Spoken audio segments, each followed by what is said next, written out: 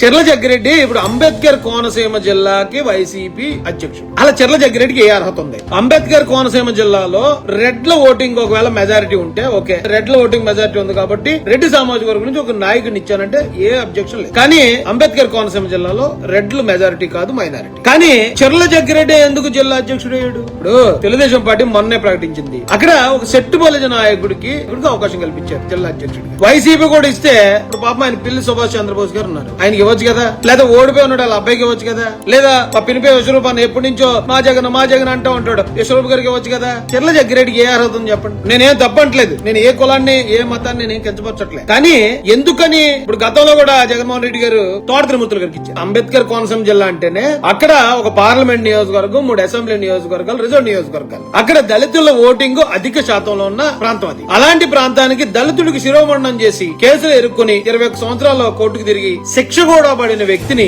మరి అక్కడ అధ్యక్షుని చేసాడంటే జగన్మోహన్ రెడ్డి గారికి దళితుల మీద ఎంత కక్ష ఉందో ఆలోచించండి. ఇదే చెర్ల జగ్గిరెడ్డి కూడా అంబేద్కర్ గారికి అవమానం జరిగిందని ప్రశ్నించిన 18 మంది దళిత యువకుల్ని జైల్లో పెట్టించి హింసించిన ఆ ఒక్క క్వాలిటీ తోటే చెర్ల జగ్గిరెడ్డిని కూడా అంబేద్కర్ కోనసీమ జిల్లాకి అధ్యక్షుని చేసిన ఘనత మన జగన్మోహన్ రెడ్డి గారు. అంబేద్కర్ కోనసీమ జిల్లాలో ఉన్న బీసీ నాయకులకి ఏమంటే మేము పనిచేయమా జిల్లా అధ్యక్షులుగా అని అడిగే ఆ ధైర్యం ఎందుకు లేదో నాకు అర్థం కావట్లేదు. వైసీపీ తెలుగుదేశం పార్టీ 40 సంవత్సరాల చరిత్ర కలిగిన పార్టీ, అదే కోనసీమ జిల్లాలో 3 ఎమ్మెల్యే సీట్లు, ఒక ఎంపీ సీటు ఎస్సీలు ఉన్నారు కాబట్టి అక్కడ జిల్లా అధ్యక్షుడు ఉండాలంటే ఒక సెట్టు బలిజ కులానికి చెందిన బలమైన వర్గానికి చెందిన నాయకుడు ఉండాలని ఇచ్చారు. అలాగే వేరే కేడర్లు ఏవైతే ఉన్నాయో ఆ కేడర్లో కాపు నాయకులు, సమర్థవంతులైన కాపు నాయకులు ఇచ్చారు.